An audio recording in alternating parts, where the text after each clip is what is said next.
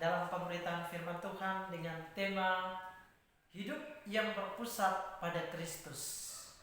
Mari kita lihat bersama firman Tuhan dalam Injil Yohanes pasalnya yang ke-14 ayat 23 sampai dengan ayatnya yang ke-26. Dan kita akan lanjut membaca dalam kitab surat Paulus kepada jemaat di Filipi pasalnya yang kedua ayatnya yang ke-5. Demikian firman Tuhan. Jawab Yesus, "Jikalau seorang mengasihi aku dan ia akan menuruti firman-Ku, dan Bapa-Ku akan mengasihi dia dan kami akan datang kepadanya dan tinggal bersama-sama dengan dia. Siapa saja yang tidak mengasihi aku, ia tidak menuruti firman-Ku. Firman yang kamu dengar itu bukan dari aku, melainkan dari Bapa yang mengutus aku. Semuanya itu kukatakan kepadamu selagi aku berada bersama kamu. Namun penolong, yaitu Roh Kudus yang akan diutus oleh Bapa dalam namaku, dialah yang akan mengajarkan segala sesuatu kepadamu dan mengingatkan kamu akan semua yang telah kukatakan kepadamu." Filipi pasal 2 ayat yang ke-5. "Hendaklah kamu dalam hidupmu bersama menaruh pikiran dan perasaan yang terdapat juga dalam Kristus Yesus." Berbahagia bagi setiap kita yang setia membaca, merenungkan, serta melakukan firman Tuhan. Saudara yang dikasihi Tuhan, firman Tuhan hari ini kita belajar bagaimana hidup yang berpusat pada Kristus. Hidup yang berpusat pada Kristus atau Kristus menjadi pusat kehidupan kita. Kristus menjadi pusat atau sentral dalam kehidupan kita. Jadi kalau saudara berbicara tentang hidup yang berpusat pada Kristus, artinya apa? Segala keinginan kita, segala kemauan kita, segala apapun yang kita doakan, apapun yang kita impikan dan rindukan, semuanya harus berpusat pada Kristus. Kristus menjadi pusat, menjadi sentral dalam kehidupan kita, bukan ego kita. Amin. Kristosentris, hidup yang berpusat pada Kristus atau Kristus menjadi pusat dalam kehidupan kita. Maka saudara, ada dua kebenaran yang mewarnai seri khotbah kita, hidup yang berpusat pada Kristus. Yang pertama di sini ayatnya yang ke-23 dan 24. Jawab Yesus, "Jikalau seorang mengasihi aku, ia akan menuruti firman-Ku, dan Bapa-Ku akan mengasihi dia, dan kami akan datang kepadanya dan tinggal bersama-sama dengan dia. Siapa saja yang tidak mengasihi aku, ia tidak menuruti firman-Ku. Firman yang kamu dengar itu bukanlah dari aku, melainkan dari Bapa yang mengutus aku." Saudara, yang pertama, kebenaran yang pertama, bagaimana hidup yang berpusat pada Kristus yang pertama di sini kita belajar melihat adalah hidup menuruti firman Tuhan. Hidup menuruti firman Tuhan atau hidup di dalam yang namanya ketaatan kepada firman Tuhan. Hidup menuruti firman Tuhan bukan hanya berbicara tentang kita tunduk dan taat kepada firman Tuhan. Bukan hanya berbicara bagaimana kita patuh kepada perintah-perintah Tuhan. Menuruti ini juga berbicara tentang bagaimana kita mengawasi diri kita, bagaimana kita menjaga diri kita.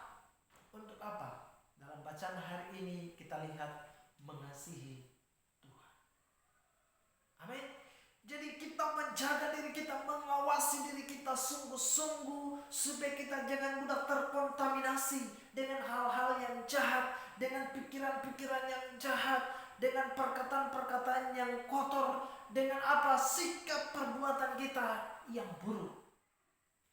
Menuruti firman Tuhan berarti segala sesuatu itu kita lakukan, kita turuti apa yang Tuhan mau dan kehendaki dalam hidup kita. Itulah ciri-ciri orang yang hidupnya berpusat pada Kristus. Kita lihat, "Jika seorang mengasihi aku." Saudara, kita baca ayat 24 dan ayat 23 dan ayatnya yang ke-24. Sangat jelas. Maka kita perlu tahu di sini bahwa salah satu poin bahwa orang yang mengasihi Tuhan itu sudah tentu, sudah pasti dia akan menuruti firman Tuhan. Dia pasti akan taat kepada perintah Tuhan. Dia akan ikuti aturan-aturan atau kehendak apa yang Tuhan mau dan inginkan dalam hidupnya. Sehingga kita lihat bersama bahwa Kristus menginginkan saudara dan saya untuk kehidupan kita itu sungguh-sungguh berpusat pada Kristus. Hidup yang sungguh-sungguh Kristus menjadi pusat dalam kehidupan kita. Di sini dikatakan bahwa jika kita, saudara dan saya mengasihi Dia, maka dikatakan bahwa Dia dan Bapa akan datang dan tinggal bersama-sama dengan kita. Artinya apa, saudara? Kehidupan kita Kristus yang mengawasi. Amin. Kristus yang mengontrol hidup kita. Itu yang pertama. Bahwa kehidupan kita yang berpusat pada Kristus adalah bagaimana kita hidup untuk taat, hidup untuk menuruti firman Tuhan. Amin. Itulah orang yang mengasihi Tuhan, orang yang mencintai Tuhan, orang yang sungguh-sungguh hidupnya begitu dekat dengan Tuhan. Dia menuruti firman Tuhan. Amin. Itu yang pertama. Lalu yang kedua, saudara, mari kita lihat di ayatnya yang ke-25 dan 26. Semuanya itu kukatakan kepadamu selagi aku berada bersama kamu. Namun penolong, yaitu Roh Kudus yang akan diutus oleh Bapa dalam namaku, Dia yang akan mengajarkan segala sesuatu kepadamu dan mengingatkan kamu akan semua yang telah kukatakan kepadamu. Hal yang kedua, ya, bagaimana saudara dan saya hidup yang berpusat pada Kristus atau Kristus menjadi pusat dalam kehidupan kita. Maka yang kedua di sini adalah kita belajar untuk hidup merendahkan diri. Amin. Hidup merendahkan diri artinya apa? Hidup yang mau dipimpin dan diatur oleh Tuhan. Melalui bacaan hari ini dikatakan bahwa Roh Kudus yang akan mengajarkan segala sesuatu kepadamu. Saudara, berbicara tentang bagaimana Roh Kudus mengajarkan kita segala sesuatu, maka ini berbicara tentang bagaimana kita boleh belajar untuk merendahkan diri untuk diajar. Merendahkan diri untuk apa? Diingatkan oleh Tuhan. Jangan sampai ego kita yang muncul, ego kita yang nampak, sehingga bukan hidup yang berpusat pada Kristus atau kristosentris, tetapi egosentris. Ego kita yang menjadi nampak. Saudara, dalam bacaan hari ini ya kita lihat tadi dalam kitab Filipi, Paulus dengan jelas dia berkata, hendaklah kamu dalam hidupmu bersama menaruh pikiran dan perasaan yang terdapat juga dalam Kristus Yesus, yang walaupun dalam rupa Allah tidak menganggap kesetaraan dengan Allah itu sebagai milik yang harus dipertahankan, melainkan telah mengosongkan dirinya sendiri dan mengambil rupa seorang hamba dan menjadi sama dengan manusia. Dalam keadaan sebagai manusia, Ia telah merendahkan dirinya dan taat sampai mati, bahkan sampai mati di kayu salib. Saudara, kita belajar melihat kepada Kristus. Alkitab berkata bahwa Dia Allah yang telah menjadi manusia. Inkarnasi. Dalam bacaan tadi ayatnya yang ke-6 dan ke-7, ayat yang sangat terkenal. Ya, ini adalah ayat bagaimana himne atau pujian bagaimana memuliakan Allah. Ya, Rasul Paulus mengatakan bahwa di sini sangat jelas bahwa Allah itu mengosongkan dirinya menjadi sama dengan manusia.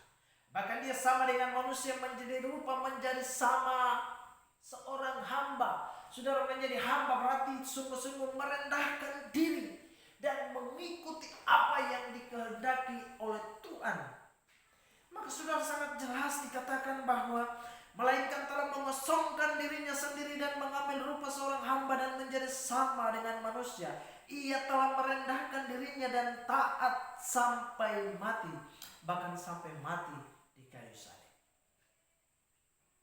Berarti ini berbicara tentang kerendahan hati. Amin. Berbicara tentang kerendahan hati kita. Bagaimana kehidupan kita yang sungguh-sungguh berpusat pada Kristus atau Kristus menjadi pusat dalam kehidupan kita. Maka kita belajar untuk merendahkan diri sama seperti Kristus, sama seperti Allah, sama seperti Yesus. Amin. Saudara, bayangkan bahwa firman itu telah menjadi manusia. Artinya apa saudara? Ini berbicara tentang bagaimana Allah yang penuh dengan kemuliaan, Allah yang penuh dengan kuasa, Allah yang tak terhampiri, Allah yang di atas segala, Allah yang melampaui segala sesuatu. Tetapi dia juga Allah yang Immanuel, Allah yang begitu dekat dengan kita, Allah yang begitu bersekutu bersama-sama dengan umatnya. Dan dalam bacaan hari ini kita lihat bersama bagaimana dia merendahkan diri. Saudara yang dikasihi Tuhan, mari kita belajar bagaimana hidup yang berpusat pada Kristus. Artinya apa saudara? Berbicara tentang segala sesuatu yang kita pikirkan, apapun yang kita ucapkan. Amin. Apapun yang kita lakukan, apapun yang kita inginkan, apapun yang kita rindukan, apapun yang kita doakan, segala sesuatu harus berpusat pada Kristus. Kenapa? Karena Kristus itu adalah pusat kehidupan kita. Amin. Minggu kemarin kita sudah dengar khotbah bagaimana Yesus itu adalah pokok anggur dan kita adalah ranting atau cara. Ini berbicara bagaimana Yesus itu adalah sumber kehidupan kita. Maka saudara, kita lihat bahwa sangat-sangat jelas ya, bahwa diri kita ini bukanlah aku lagi, kata Paulus, tetapi Kristus yang diam di dalam aku. Amin. Maka saudara, mari melalui firman Tuhan hari ini saya mengajak kita semua untuk apa? Jadikan Kristus menjadi pusat dalam kehidupan kita. Jadikan Kristus menjadi sentral dalam kehidupan kita, yang mengontrol hidup kita, yang memimpin hidup kita, yang mengawasi hidup kita, sehingga kita tidak terombang-ambing dengan segala perkara-perkara jahat, bahkan hal-hal yang lain yang tentunya bertentangan dengan kehendak Tuhan. Tetapi biarlah kehidupan kita bagaimana kita sungguh-sungguh hidup yang mau dipimpin, hidup yang mau diatur, yang dikontrol sepenuhnya oleh Tuhan, berpusat pada Kristus. Seluruh kehidupan kita hanya berfokus pada Kristus, sumber kehidupan itu. Saudara, dua kebenaran ini, hidup yang berpusat pada Kristus, mari kita hidup menuruti firman Tuhan. Mari kita hidup taat untuk melakukan kehendak Tuhan. Lalu yang kedua, mari kita belajar untuk merendahkan diri dan mau diajar, mau dipimpin oleh Tuhan. Saya percaya bahwa ketika kita sungguh-sungguh menuruti firman Tuhan, kita sungguh-sungguh taat untuk melakukan kehendaknya, kita belajar untuk merendahkan diri dan mau diatur dan dipimpin oleh Tuhan, maka saya percaya bahwa segala perkara pun Kristus dapat menanggungnya dalam kehidupan kita. Amin.